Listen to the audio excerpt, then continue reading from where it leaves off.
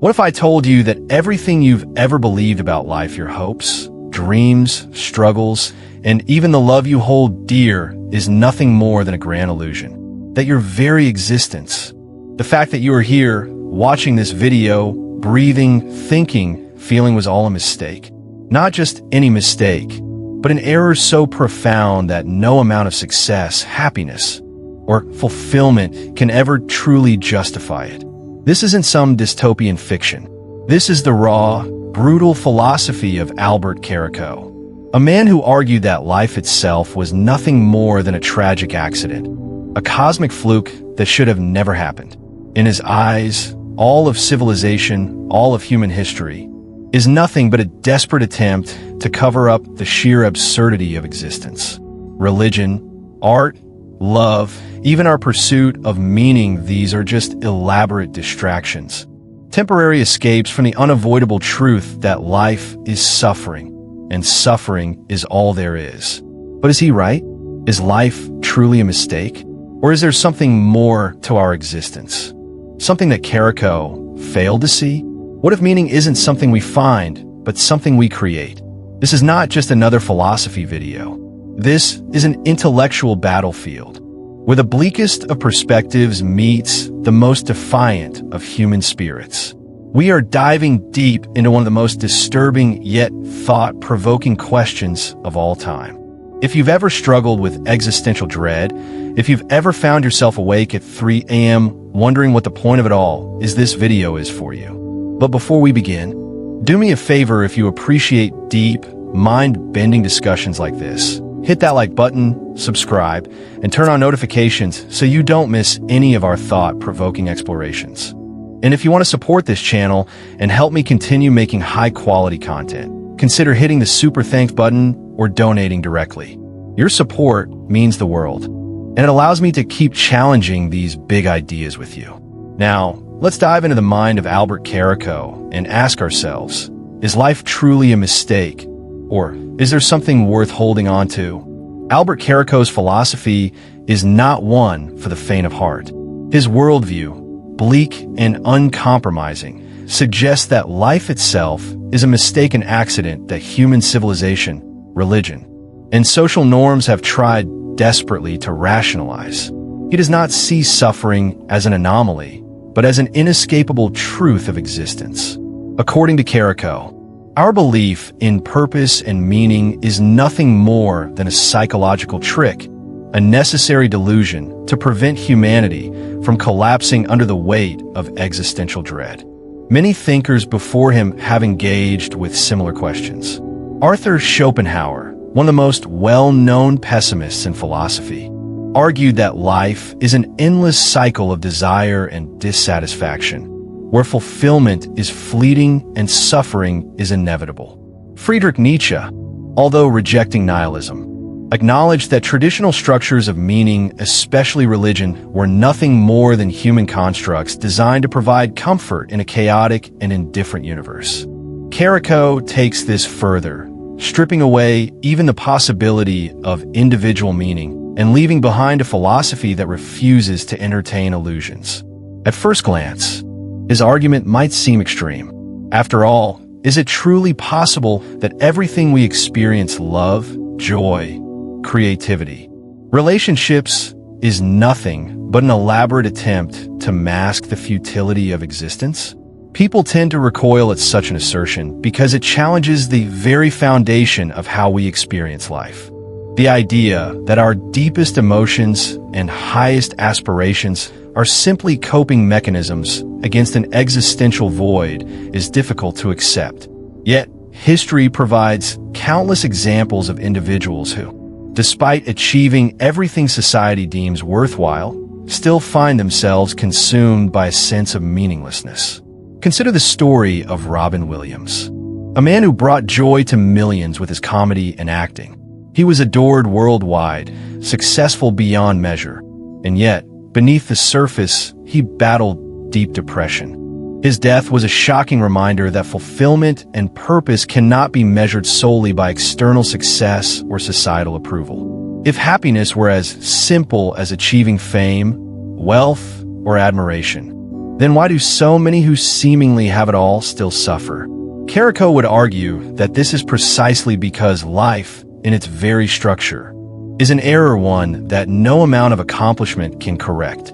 But is this view entirely fair? While it is undeniable that suffering is an integral part of existence, it is also true that many find deep meaning in their struggles. Viktor Frankl, a Holocaust survivor and psychiatrist, developed an entire psychological approach based on the idea that humans can endure immense suffering if they perceive a purpose behind it. In the concentration camps, where conditions were beyond horrific, he observed that those who had a strong sense of meaning, whether through faith, love, or even the hope of telling their story one day, had a much higher chance of survival. Frankl's perspective directly contradicts Caraco's.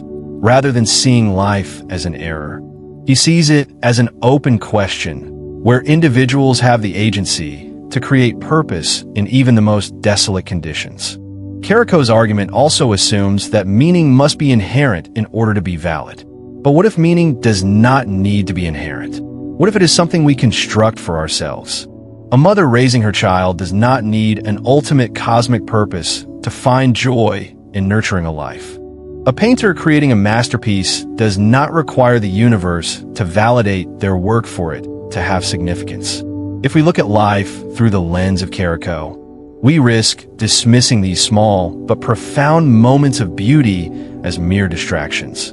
Yet for many, these moments are what make life worth living. The concept of impermanence plays a crucial role in this discussion. In many Eastern philosophies, particularly Buddhism, impermanence is not viewed as a flaw in existence, but as its defining feature. Everything changes, everything fades, and it is precisely this fleeting nature that makes life precious. The Japanese philosophy of Wabi Sabi embraces imperfection and transience, seeing beauty in the ephemeral. A cherry blossom is beautiful not despite its short lifespan, but because of it. A sunset is not less meaningful because it disappears. It is meaningful because it will never be exactly the same again. This contrasts sharply with Caraco's assertion that the transient nature of life makes it inherently meaningless.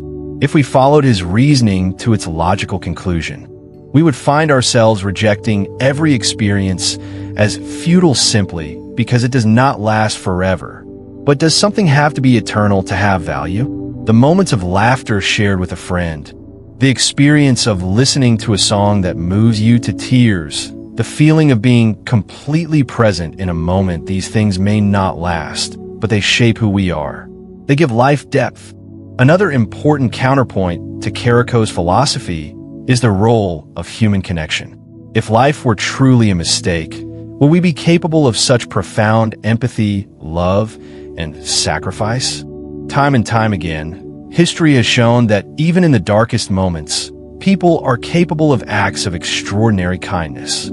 During times of war, strangers risk their lives to save others. In disasters, communities come together to support one another.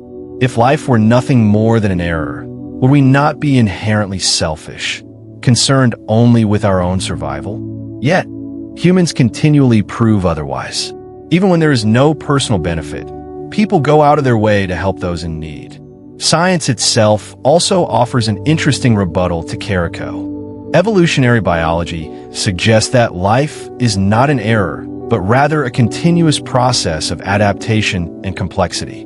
Every species, every organism, has developed through an intricate interplay of chance and necessity.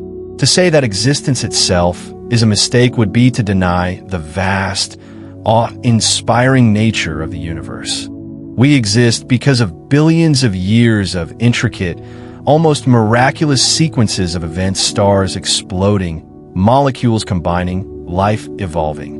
Whether or not there is a predefined purpose behind this is up for debate, but calling it an error seems to disregard the sheer wonder of it all. At the end of the day, whether life is a mistake or not is not something that can be definitively answered. What matters is how we choose to engage with the question. Caraco forces us to confront some of the harshest realities of human existence. But his conclusions are not the only ones available. It is entirely possible to acknowledge suffering without succumbing to despair, to recognize the temporary nature of all things without seeing them as meaningless. Perhaps, rather than asking whether life is a mistake, we should ask, what can we make of it? Albert Caraco was born into a world that was unraveling. Born in 1919 in a Jewish family of Sephardic descent, he grew up in an era marked by extreme turbulence, witnessing the collapse of old orders and the birth of new, often more brutal ones. His early years were defined by instability, as his family moved frequently to escape the growing hostilities of World War II. This constant state of displacement was not just physical, it was intellectual, emotional, and spiritual. The upheavals of the 20th century shaped Caraco into a man who saw the world not as a place of opportunity and hope, but as a relentless cycle of suffering and destruction. The horrors of war left an indelible mark on his psyche. The Holocaust, the extermination of millions, the firebombing of cities, and the sheer brutality of human beings against one another reinforced his view that civilization was nothing more than a thin veil covering mankind's innate savagery. Unlike thinkers who sought meaning in the chaos or tried to rebuild after devastation, Caraco took a different approach. He saw it as confirmation of life's fundamental absurdity. To him, existence was not just painful, but entirely unnecessary, a cruel joke perpetuated by those too afraid to confront the void. His father's death in 1969 was a turning point, deepening his cynicism to the point of no return. The loss stripped away whatever lingering connections he had to traditional structures of meaning. In the wake of his father's passing, Caraco committed himself fully to his bleak vision, writing obsessively about the futility of life and the inevitability of civilization's decay. His works, particularly Post-Mortem and Breviaire du Chaos, serve as manifestos of his extreme pessimism. They do not merely suggest that life is difficult or unfair, they argue that life itself is an unforgivable mistake. In Post-Mortem, Caraco dissects the illusions that sustain human existence, from religion to societal norms. He views faith as a desperate attempt to impose order on an indifferent universe, an elaborate fiction designed to soothe our fear of death. Unlike Nietzsche, who saw the death of God as an opportunity for human beings to create their own values, Caraco saw it as proof that existence is empty. His writing does not aim to liberate. It aims to strip away every last shred of hope. There is no redemption in his philosophy, no room for reinvention, only the stark acceptance that life is an error that should have never occurred. In Breviaire du Chaos, he expands on this theme, applying his pessimism to society as a whole. He predicts a future in which civilization collapses under the weight of its own contradictions. He sees modernity not as progress, but as a prolonged suicide, where technological advancements only serve to accelerate our inevitable downfall. Unlike utopian thinkers who believe in humanity's ability to create a better world, Caraco insists that every civilization, no matter how grand, is doomed to decay and self-destruction. He does not lament this fact. He sees it as an unavoidable truth, one that exposes the fundamental error of human existence. Caraco's views stand in stark contrast to many other existentialist and nihilist thinkers. While Albert Camus argued that we must find joy in the struggle, that life's absurdity does not necessarily render it unlivable. Caraco refuses to entertain such optimism. Camus' concept of the absurd hero, who continues to push forward despite knowing that life has no ultimate purpose, is meaningless in Caraco's world. To him, the absurdity of life is not something to be embraced, it is something to be rejected entirely. His philosophy leaves no room for hope, resilience, or even defiance. It simply asserts that existence itself is a fundamental flaw. The sheer extremity of Caraco's beliefs makes them difficult to engage with. Unlike more tempered pessimists like Schopenhauer, who acknowledged moments of beauty and transcendence in art and music, Caraco dismisses such consolations as mere distractions. His philosophy is one of resignation, one that leaves no space for catharsis. It does not seek to help humanity navigate suffering. It simply declares suffering as the only reality. His influence remains limited compared to more well-known existentialists, partially because his work does not offer a way forward.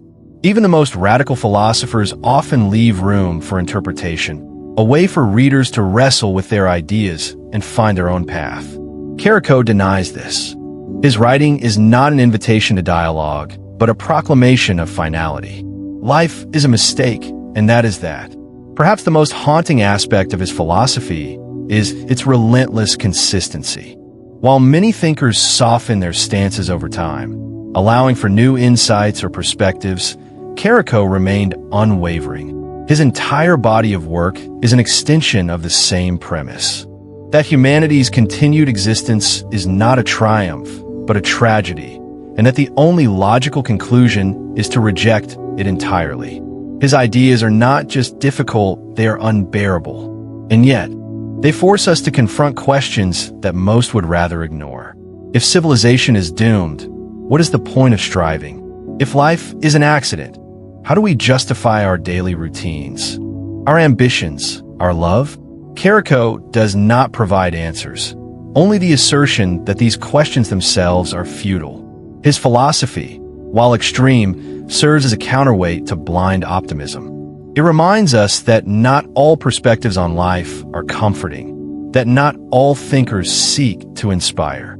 Some, like Caraco, exist to tear down rather than build up, to strip away rather than illuminate.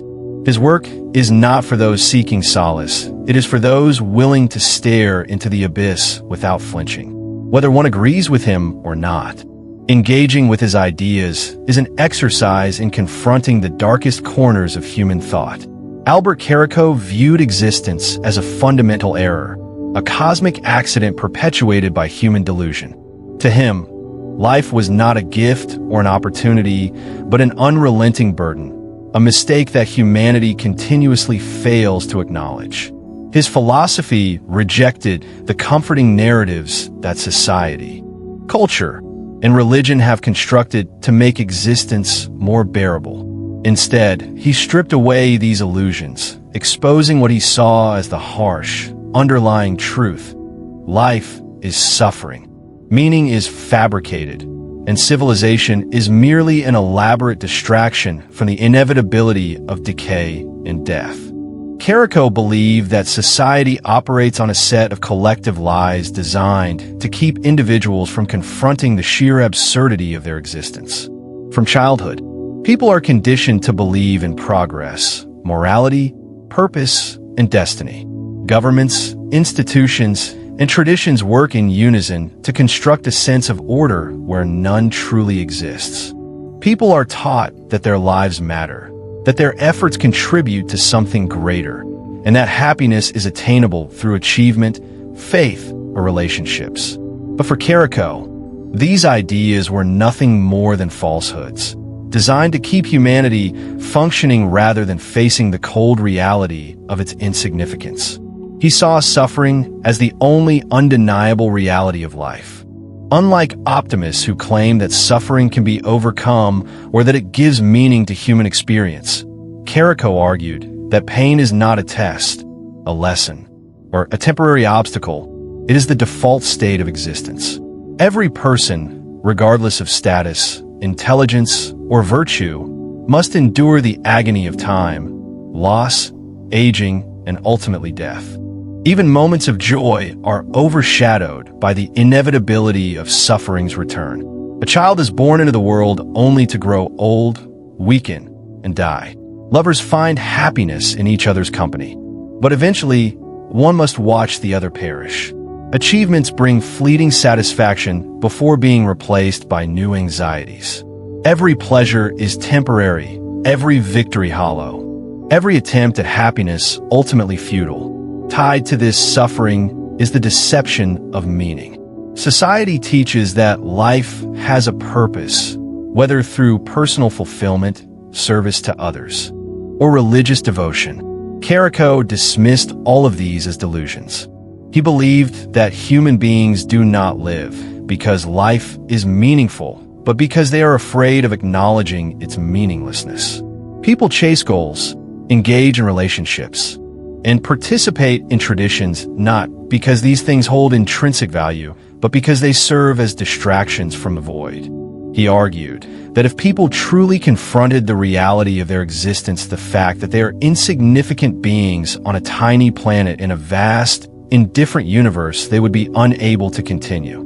Meaning, therefore, is not discovered but invented as a coping mechanism. Religion, in Caraco's view, is the most pervasive and insidious of these coping mechanisms. Throughout history, human beings have turned to gods, myths, and spiritual systems to provide structure in a world that offers none. Religion offers explanations for suffering, promising that pain has a higher purpose or that a better existence awaits beyond death. Christianity speaks of salvation, Buddhism offers enlightenment, and Islam provides a divine plan. These narratives, according to Caraco, are comforting lies that allow people to endure lives that would otherwise be unbearable. If people truly believed that life was meaningless, that there was no divine justice or ultimate redemption, many would collapse under the weight of despair. Thus, religion becomes a necessary illusion, a psychological fortress protecting humanity from the horror of its own reality. Culture, too, plays a crucial role in sustaining the deception. From literature to cinema, from music to philosophy, cultural narratives reinforce the idea that life holds significance. People consume stories about heroism, love, sacrifice, and triumph, all reinforcing the belief that human experiences matter.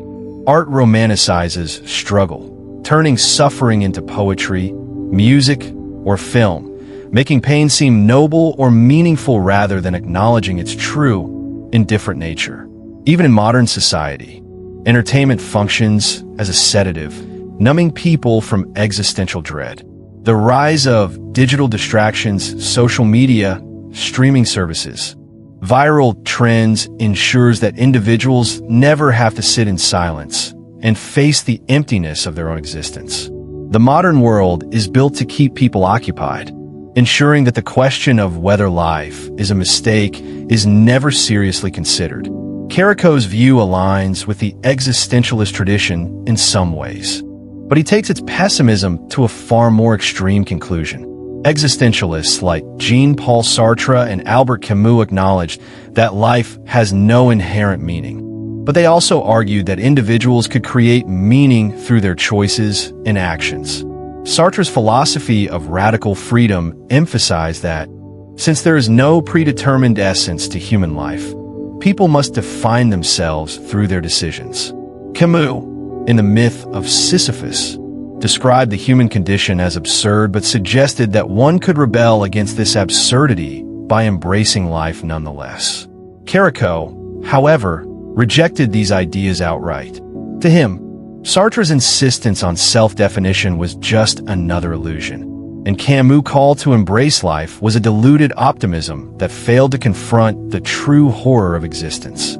There was no meaning to be made, no rebellion worth pursuing, only the acknowledgement that life itself should not have happened.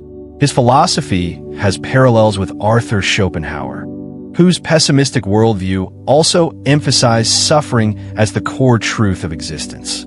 Schopenhauer described life as a cycle of desire and disappointment, where the pursuit of happiness only leads to new forms of suffering. However, unlike Caraco, Schopenhauer offered an escape, the denial of the will. Through detachment, aesthetic contemplation, and asceticism, Schopenhauer believed one could reduce suffering.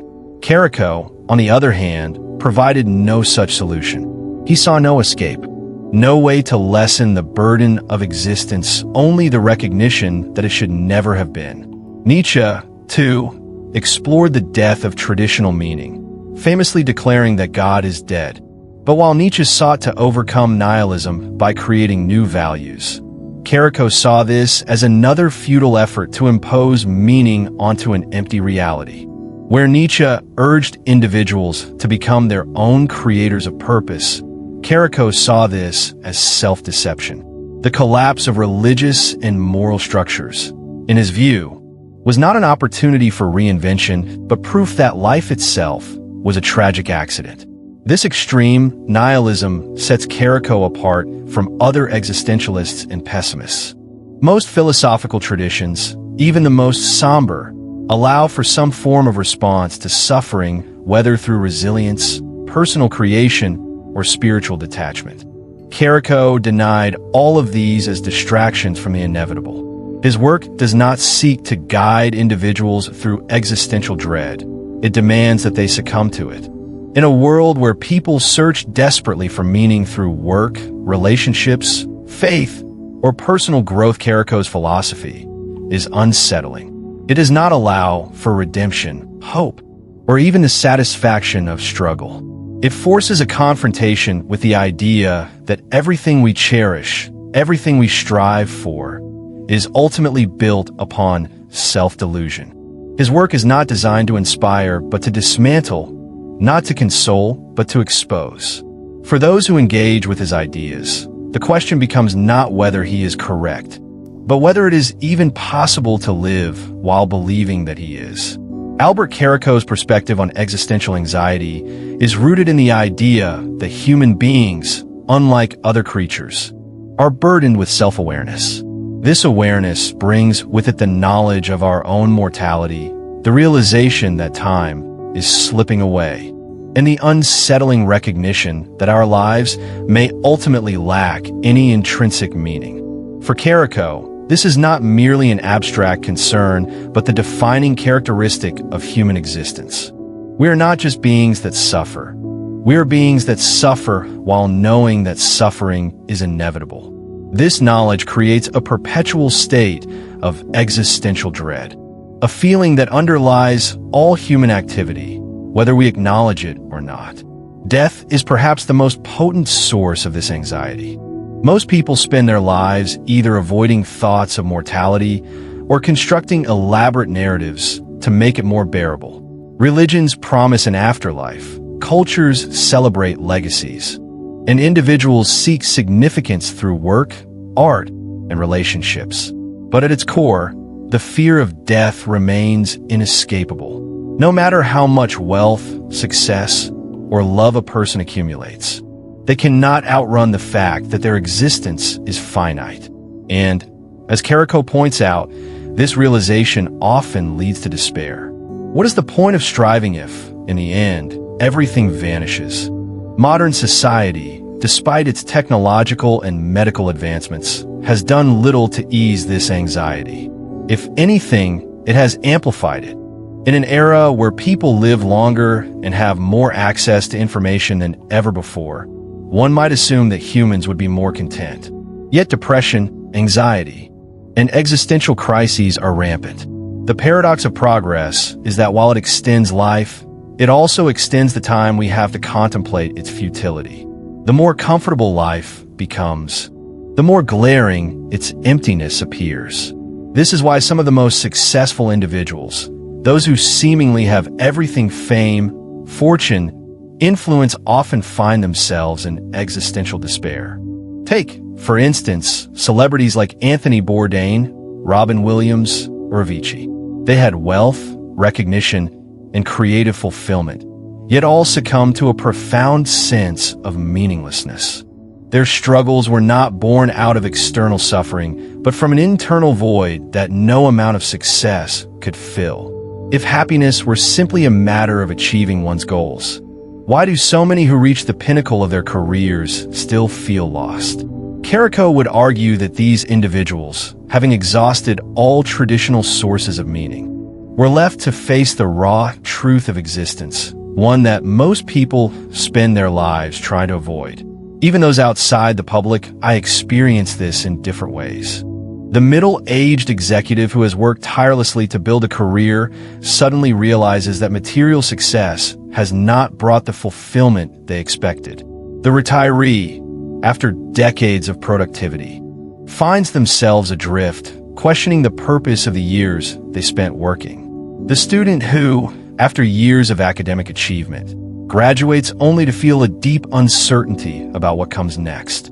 These moments, though vastly different in circumstance, share a common thread. They expose the fundamental human need for purpose and the terrifying possibility that purpose may not exist. Caraco believed that society plays a crucial role in suppressing these anxieties. From a young age, people are taught to keep moving, study, work, build a family, contribute to society. These pursuits are presented as sources of meaning, but in reality, they serve as distractions. The modern world is designed to keep individuals busy, ensuring that they never have to sit still long enough to question whether any of it truly matters. Social media, entertainment, consumer culture, all of these industries thrive on keeping people engaged, preventing them from dwelling on the darker realities of existence. But when these distractions are stripped away, as they often are in moments of solitude or crisis, existential dread emerges with full force. For some, this realization leads to nihilism, the belief that because life lacks inherent meaning, nothing truly matters. This is a perspective that aligns closely with Caraco's philosophy. He did not see existential anxiety as a problem to be solved, but as an unavoidable truth. He rejected the idea that meaning could be constructed through personal endeavors or social contributions, viewing such attempts as self-deception. In his mind, the only honest response to life's absurdity was to accept that it is, in fact, a mistake. However, not all thinkers have shared this conclusion.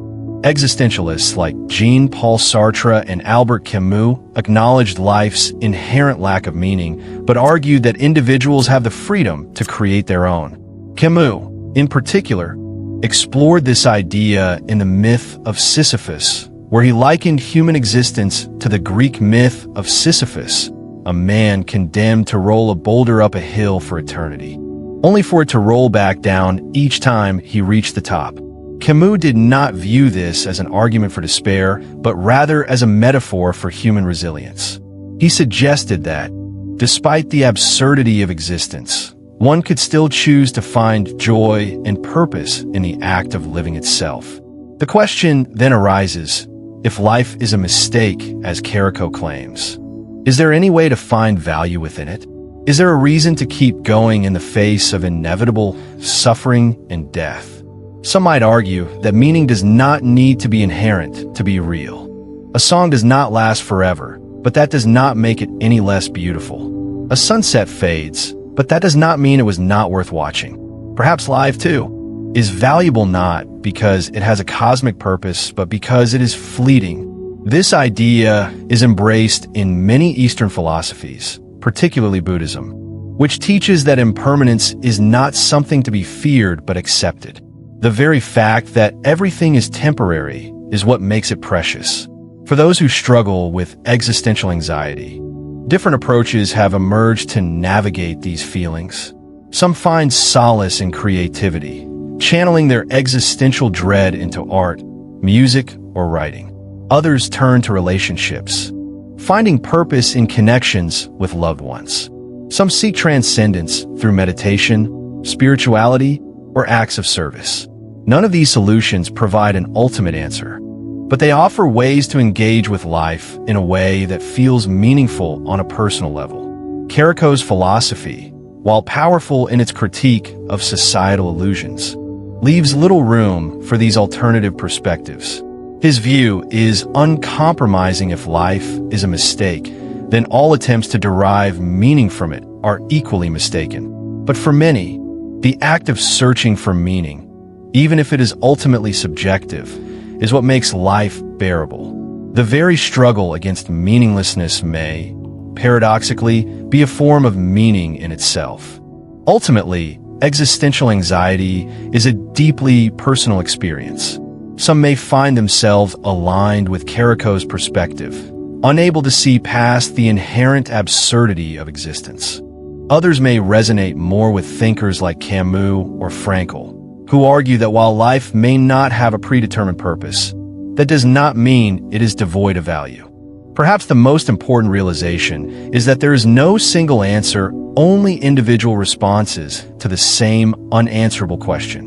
Whether one chooses to embrace life's ambiguity or reject it entirely is a matter of personal philosophy. But the fact remains, as long as humans possess the capacity for self-awareness, existential anxiety will remain an inescapable part of our condition. Viktor Frankl, Jean-Paul Sartre, and Albert Camus all approached the question of meaning from a different perspective than Albert Caraco. While Caraco saw life as an irredeemable mistake, these thinkers argued that meaning is not something inherent in existence, but something that can be created.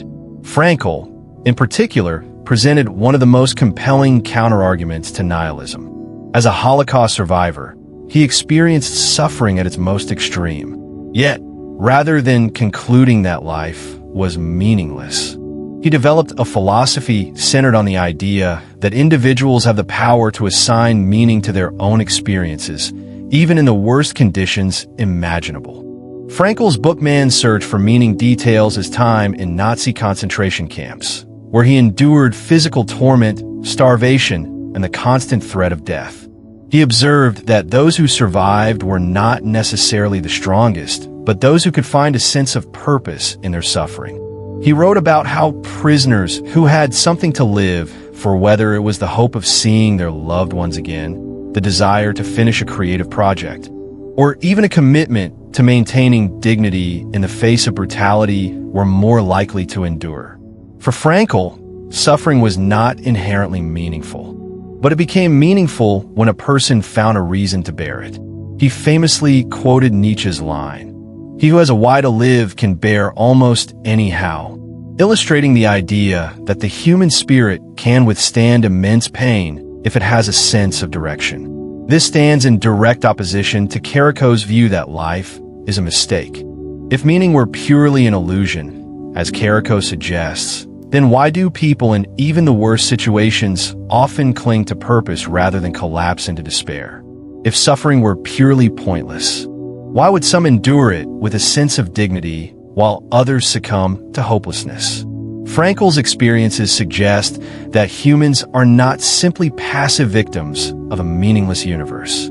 Instead, they are meaning makers, capable of shaping their own understanding of existence, even in the face of unimaginable horror.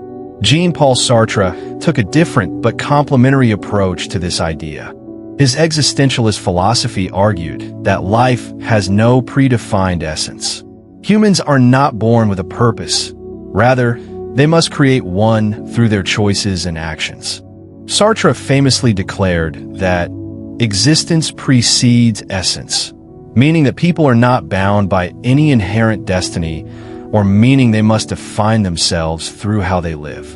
This philosophy places an immense burden on the individual because it removes any external justification for existence.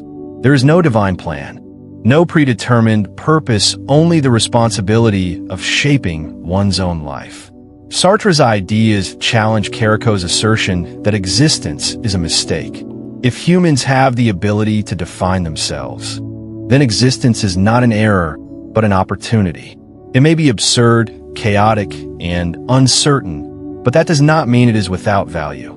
People are free to determine what is meaningful to them, whether through relationships, creative pursuits, activism, or personal growth.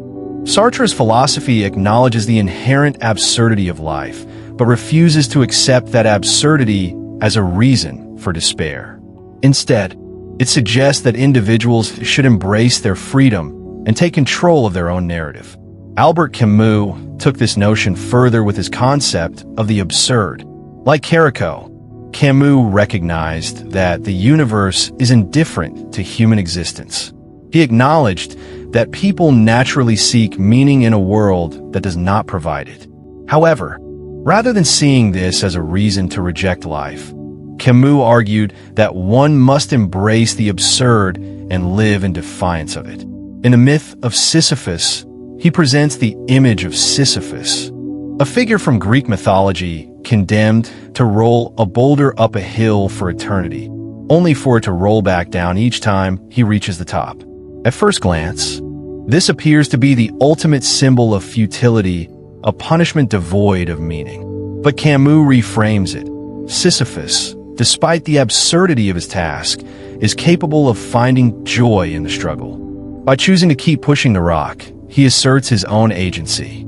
He does not need a higher purpose imposed on him. His defiance is his meaning. Camus' idea of the absurd hero is one of the most direct challenges to Caraco's pessimism. If existence is a mistake, then why do people continue to struggle, create, and love despite its impermanence? Camus would argue that it is precisely because life is fleeting and uncertain that it holds value. If meaning were handed to us by a higher power or an external force, it would be imposed rather than chosen. True meaning, according to Camus, comes from living with full awareness of life's absurdity while continuing to engage with it passionately. These perspectives offer a stark contrast to Caraco's fatalism. While Caraco sees suffering as proof that life is an error, Frankl, Sartre, and Camus see it as an opportunity for transformation. Frankl's experiences in the concentration camps prove that even in the most horrific circumstances, people can find meaning through resilience. Sartre's philosophy asserts that humans are not passive recipients of existence, but active participants who create their own purpose.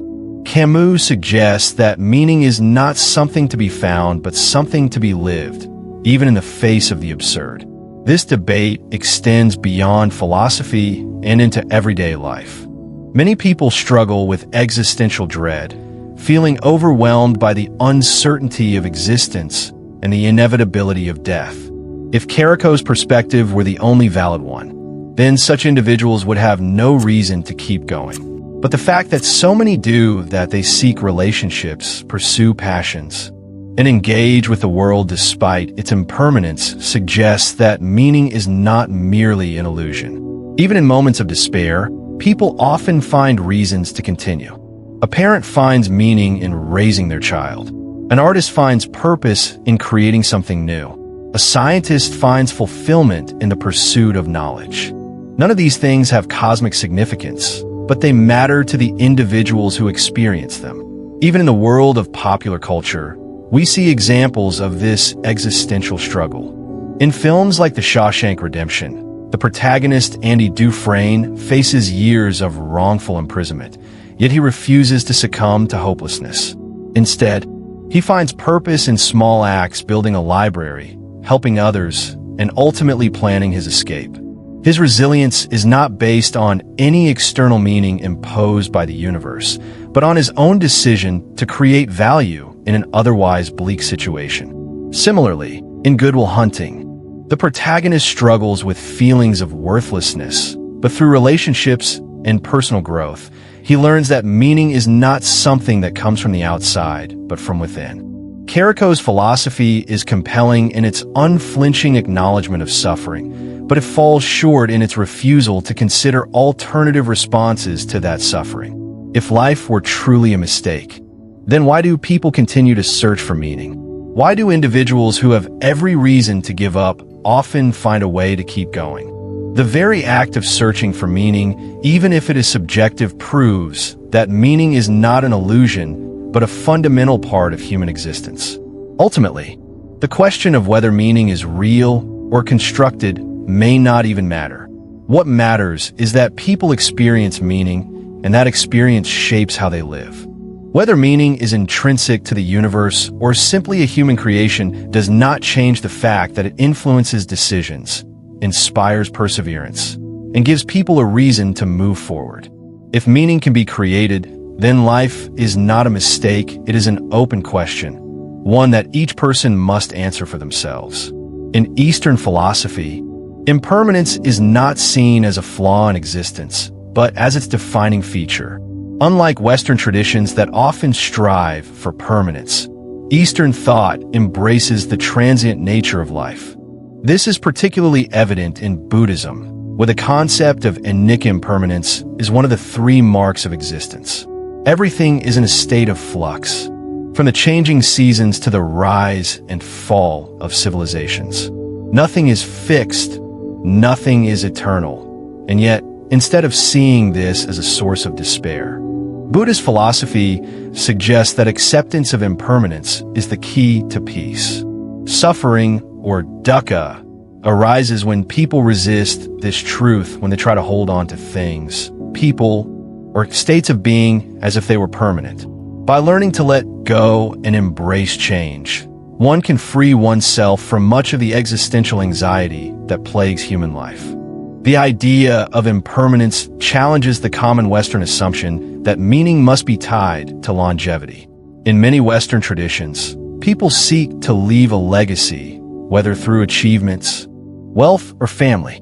There is an obsession with making a lasting impact, as if a life only has value if it is remembered beyond death. This is why people build monuments, write books, or chase fame, because they believe that permanence equates to significance. But in Buddhist thought, clinging to permanence is the very thing that causes suffering. The more one tries to resist the natural flow of impermanence, the more one struggles against the fundamental nature of existence. Instead, true peace comes from embracing the transient nature of all things. The Japanese philosophy of Wabi Sabi takes this idea further, elevating imperfection and impermanence into an aesthetic and way of life. In Wabi Sabi, beauty is found in the incomplete, the weathered, and the ephemeral. A chipped teacup is not flawed, it is made more beautiful by the marks of time. A withering autumn leaf is not something to mourn, but something to appreciate precisely because it will soon be gone. This philosophy stands in stark contrast to the Western obsession with perfection, symmetry, and youthfulness. In the West, aging is often viewed as something to fight against. Wrinkles must be erased, old buildings must be renovated, and objects must be replaced when they show signs of wear. In Wabi Sabi, however, aging is part of beauty. The cracks in a piece of pottery tell a story. The patina on an old wooden table adds character. Imperfection is not just tolerated, but celebrated. This idea of finding meaning in the impermanent extends to human relationships as well. In the West, romantic love is often framed as something that must last forever to be meaningful. The ideal love story is one where two people stay together until death, and anything that deviates from this is seen as a failure. But is a love that lasts a short time necessarily less meaningful? A relationship that only lasts a few years can still shape a person profoundly. A friendship that fades with time can still leave lasting impressions. The fact that something does not last forever does not mean it was not real or significant. This is a central lesson of Wabi Sabi. Beauty and meaning exist in the temporary. The same applies to experiences. People often chase grand, once-in-a-lifetime moments, believing that meaning comes from extraordinary events. But much of life's beauty is found in the ordinary. A shared meal with loved ones, the feeling of sunlight on one's face, the laughter of a child. These are fleeting moments, but they are what make life rich. One does not need a grand purpose or a philosophical framework to appreciate these small joys. They do not have to lead anywhere, serve a greater goal, or be remembered forever. Their value lies in their very existence, however brief. In many ways, the appreciation of impermanence is an antidote to existential dread. Much of human anxiety comes from the fear of losing things, losing youth, losing love, losing life itself. But if one accepts that loss is not just inevitable but natural, then there is no need to fear it. The cherry blossoms in Japan bloom for only a short time each year, yet their brief existence makes them all the more cherished. If they lasted forever, they would not be as special. The same applies to life itself. It is because we have limited time that each moment becomes precious. This perspective also shifts how one approaches failure. In a world obsessed with success, people often measure their worth by their accomplishments. But from an impermanence-based viewpoint, failure is not something to be feared because nothing is permanent, not success, not failure, not even one's identity. A person who fails at something today is not bound by that failure tomorrow. Just as the seasons change, so too do circumstances. This allows for a kind of freedom that rigid, permanence-seeking mindsets do not. When one realizes that nothing is fixed, one is free to evolve, adapt, and change course without the weight of past mistakes. Impermanence also plays a role in how people view material possessions. In consumerist societies, people accumulate objects in an attempt to create stability. They buy houses, expensive clothes, and luxury goods in an effort to control their environment and create a sense of permanence. But these things too decay. A new car will eventually rust. A house will deteriorate. Everything that people cling to will, in time, fade away. Instead of resisting this, the Wabi Sabi mindset encourages people to appreciate things for what they are in the present, not for how long they will last.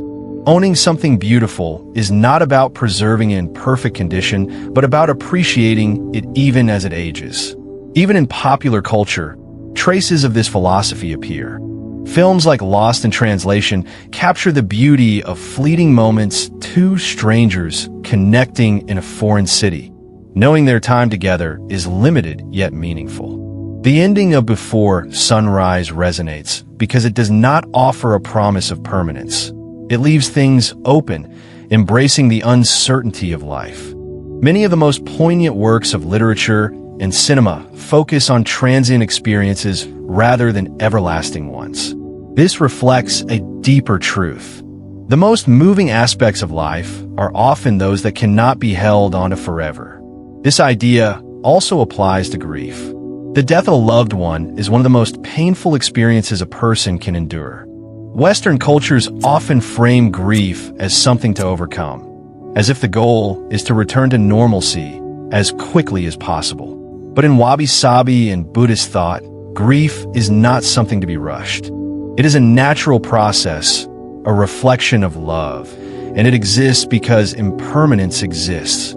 To grieve is to acknowledge that something mattered, that a life had value even though it was temporary. Rather than seeking to erase grief, one can sit with it, allow it to be, and recognize that, like all things, it will change with time. By embracing impermanence, people can also learn to live more fully in the present. Much of human stress comes from either dwelling on the past or worrying about the future. People regret what they did, fear what is to come, and in doing so, miss the only time that truly exists, the present moment. Mindfulness, a practice rooted in Buddhist tradition, teaches that being fully engaged in the now is the key to peace. Drinking a cup of tea, feeling the wind, watching the waves, these small acts become profound when one is fully present. Instead of rushing through life in pursuit of an imagined future, one can appreciate life as it is unfolding. Caraco's philosophy dismissed life as a mistake, but the embrace of impermanence suggests that life does not need a grand purpose to be meaningful. It does not need to be permanent, perfect, or logically justified. It simply is. And within that fleeting existence, there is beauty, not because it lasts forever, but because it does not.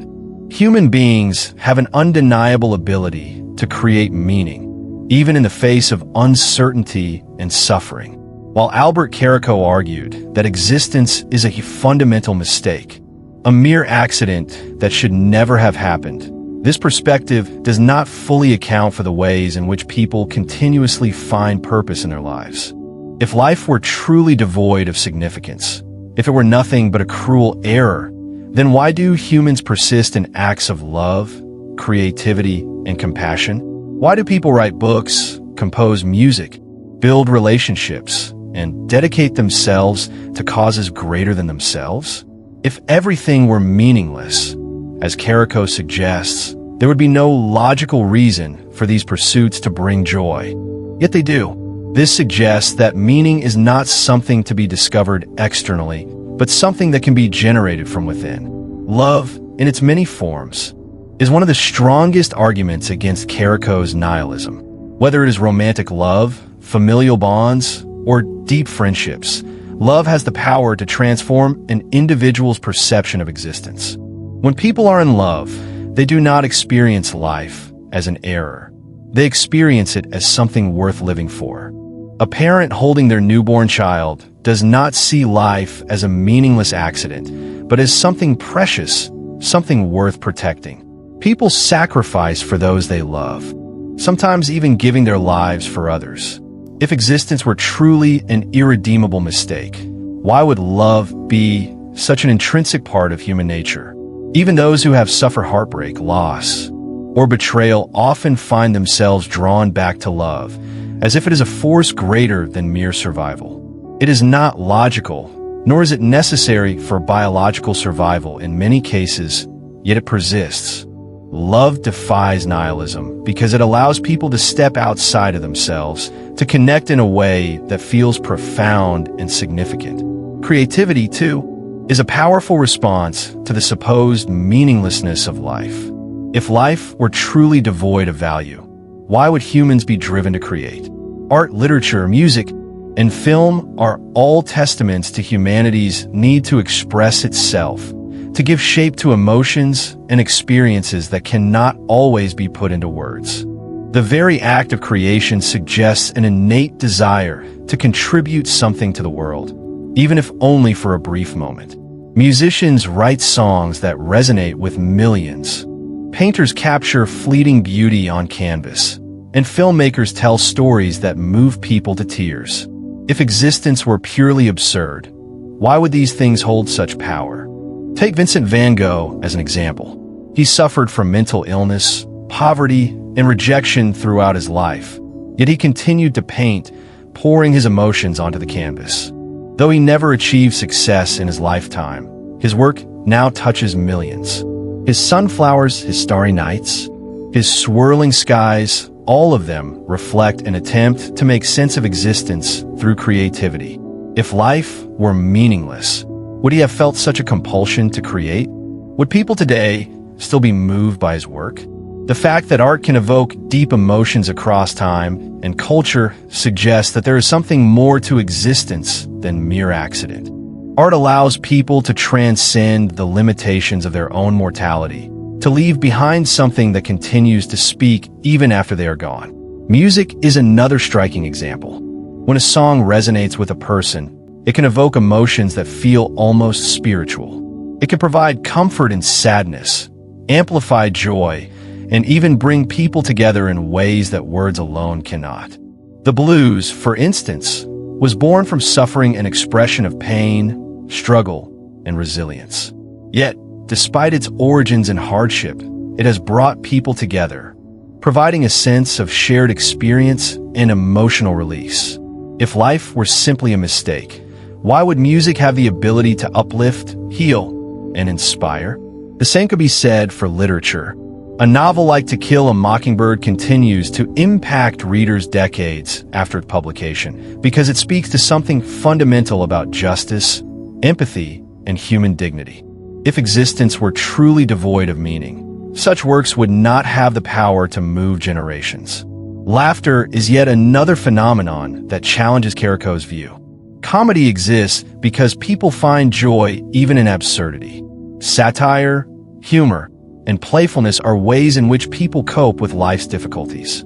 If existence were purely tragic, why would laughter exist? Why would people find ways to joke, to share moments of lightness, even in the darkest times?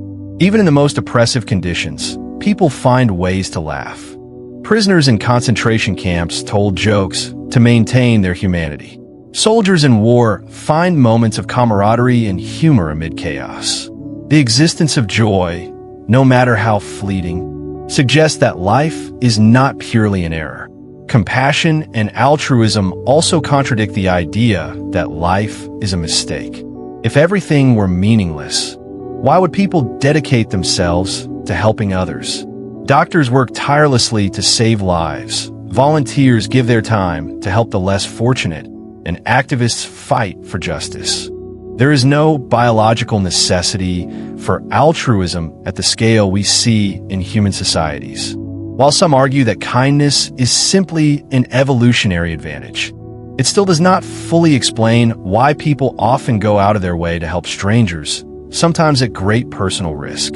The instinct to protect, to nurture, To stand up for others is deeply ingrained in humanity.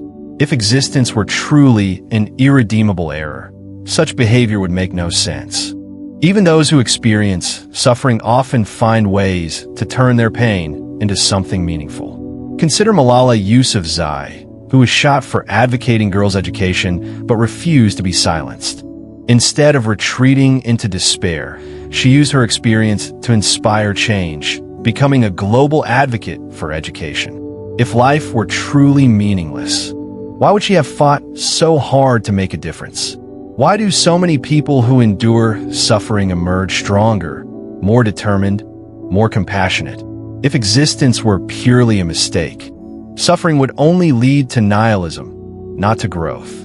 The very fact that people seek meaning is itself an argument against Caraco's position. If life were completely meaningless, no one would feel the need to search for purpose in the first place. The drive to make sense of existence, to create something out of nothing, is uniquely human, whether through relationships, creativity, or acts of kindness. People continuously push back against the void. This suggests that meaning is not something imposed externally, but something that emerges from the act of living itself. Even uncertainty does not prevent people from finding fulfillment. Many find joy in the unknown, in the surprises that life offers. Travelers explore the world, not knowing what they will find. Scientists dedicate their lives to uncovering mysteries they may never fully solve. Lovers take risks without knowing if their relationships will last. People embrace change, growth, and new experiences despite knowing that nothing is permanent. If existence were purely a mistake, why would uncertainty itself be a source of excitement rather than despair? Caraco's argument assumes that because life lacks inherent meaning, it must be a mistake. But what if meaning is not something that exists objectively, but something that is created in the moment? A sunset has no inherent purpose, yet people stop to admire its beauty. A conversation may not change the course of history, yet it can make a person's day better. A song, a painting, a poem, none of these things are necessary for survival. Yet they enrich life in ways that cannot be quantified. The ability to create meaning is what sets human beings apart. If life were a mistake, if it were purely senseless, then people would not feel compelled to love, to create, to help, or to laugh. Yet they do, and they always have. Meaning does not need to be universal to be real. It does not need to be permanent to be valuable. It exists in the small moments, in the connections people form, in the things they build and share. If life were truly an accident, then it is the most extraordinary accident imaginable, one filled with art, music, laughter, and love. And if people can shape their own experience, then perhaps meaning is not something that was lost, but something that is continuously made. Albert Caraco's philosophy paints existence as a mistake, a tragic accident that should never have happened. He argues that life is inherently meaningless, that suffering is its defining characteristic, and that every effort to impose meaning upon it, whether through religion, culture, or personal ambition, is nothing more than self-deception. According to this perspective, humans are trapped in an endless cycle of distraction, avoiding the stark truth that their existence is fleeting, inconsequential, and ultimately without purpose. If this is true, then everything people strive for, love, success, creativity, even survival, is built on an illusion. But if life is truly a mistake, why do people continue to search for meaning? Why do they create art, build relationships, pursue passions, and fight for justice? If existence were nothing but suffering, why would individuals find joy, even in the smallest moments? This is where Caraco's nihilism meets its strongest opposition. Philosophers like Viktor Frankl, Jean-Paul Sartre, and Albert Camus all acknowledge the absurdity of life. But they reject the notion that this absurdity renders existence meaningless. Instead, they argue that meaning is not something to be discovered, it is something to be created. Frankl, who endured the horrors of the Holocaust, observed that those who survived the concentration camps were not necessarily the strongest, but those who found purpose in their suffering. He concluded that meaning is not something external that must be uncovered, but something individuals assign to their own lives. Sartre built on this idea, arguing that since humans are born without predetermined essence or purpose, they must define themselves through their choices and actions. Camus took it further, suggesting that even in the face of an indifferent universe, one can embrace the absurd and find joy in the struggle itself. This is where the debate between nihilism and existentialism becomes personal. Caraco's philosophy is bleak, but consistent. If life is an accident, then no amount of love, art, or ambition can change that. But the counterargument is just as compelling. If life has no inherent meaning, then that means it is up to each individual to create one. The lack of objective meaning is not a void to be mourned, but a blank canvas to be painted. People do this all the time, often without realizing it. A musician who pours their emotions into a song does not ask whether the universe validates their creation, they simply create. A mother who raises a child does not need a cosmic justification for her love, she simply loves. A scientist who dedicates their life to discovery does not need an ultimate reason for their curiosity, they are simply driven to explore. If meaning were entirely an illusion, as Caraco suggests, then these pursuits should not bring fulfillment. But they do. The fact that people continue to find purpose, even when confronted with existential uncertainty, suggests that meaning is not imposed from the outside, but generated from within. Even the acknowledgement of impermanence does not negate meaning. Eastern philosophies, particularly Buddhism and the Japanese concept of Wabi, Sabi, embrace the transient nature of life. Rather than seeing impermanence as a flaw, they view it as what makes existence beautiful. A cherry blossom's beauty is heightened by the fact that it does not last. A moment of laughter is meaningful not because it will be remembered forever, but because it happened at all. This perspective suggests that meaning does not need to be permanent to be real. It exists in fleeting experiences, in human connections, in the simple act of being present. But what about suffering? Caraco's strongest argument is that life is defined by pain and that any attempt to find meaning is simply a distraction from this reality. It is true that suffering is an inescapable part of existence. People experience loss, failure, loneliness, and grief. But if suffering were the only truth, why would people continue to endure? Why would they seek connection, create art, or fight for a better world? The fact that suffering exists does not mean that joy and meaning cannot exist alongside it. Many of the most meaningful moments in life come from overcoming hardship, from finding resilience in the face of despair.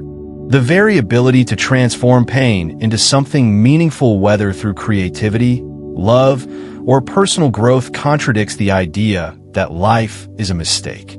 Perhaps the key to reconciling these perspectives lies in accepting that there is no single answer. Whether life is a mistake or an opportunity is not something that can be objectively proven. It is something that each individual must decide for themselves.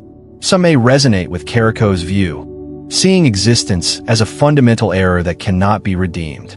Others may align with Frankl, Sartre, or Camus, believing that meaning is something to be created rather than found. Still others may embrace the Wabi Sabi perspective, seeing beauty in imperfection and transience. What matters most is how one chooses to engage with this question. If existence is a mistake, does that mean one should stop seeking love, creating art, or forming connections? If life is meaningless, does that mean one should not find joy in simple moments? The paradox is that even those who argue that life is an error still live, still engage with the world, still experience moments of happiness. This suggests that, whether consciously or not, they too are creating meaning in some form. There is no final resolution to this debate, only the ongoing process of questioning and searching. Meaning is not a destination, but a journey, one that each person navigates in their own way. Some may find it in relationships, others in creativity, and still others in philosophical reflection. The important thing is not to find a universal answer, but to ask the question in a way that leads to a life worth living. So the question remains, is existence a mistake? Or is it an opportunity to create something meaningful? That is not for philosophy to decide, that is for you to decide. So here we are, standing at the edge of one of the greatest philosophical questions of all time. We've explored Albert Caraco's brutal vision of existence as a fundamental mistake, a cruel accident in a universe that neither cares for us nor owes us anything. We've seen how he viewed suffering as the only absolute truth, and how he rejected every attempt through religion, love, or creativity to impose meaning onto a meaningless world. But we've also seen the counter-arguments. Viktor Frankl, who survived the Holocaust and still believed that meaning could be created, even in the darkest of places. Paul Sartre, who insisted that because existence has no preordained purpose, we are free, perhaps even obligated to create one for ourselves. Albert Camus, who saw the absurdity of life not as a reason to despair, but as an invitation to rebel against meaninglessness and embrace the experience of living. So where does that leave you? Is existence a mistake? Or is it an opportunity? Is suffering the only truth? Or is there meaning in love, in creativity, in the fleeting yet powerful moments that make up our lives? If meaning doesn't exist on its own, does that mean it isn't real? Or does it mean that it's something we must forge ourselves? I can't answer that for you. No one can. The only person who can decide whether life is a tragic accident or a masterpiece in the making is you. But if you made it this far, if this conversation has made you think, even if just for a moment, then do me a favor. Like this video, share with someone who might need to hear this. And subscribe for more deep dives into the biggest questions of life. And if you want to support this journey, consider clicking the super thanks button to help keep this channel alive. Your contributions allow me to keep making the kind of content that challenges perspectives and sparks real discussions. Now, I leave you with one final question. Is life a mistake? Or is it what you make of it? The answer is yours to decide.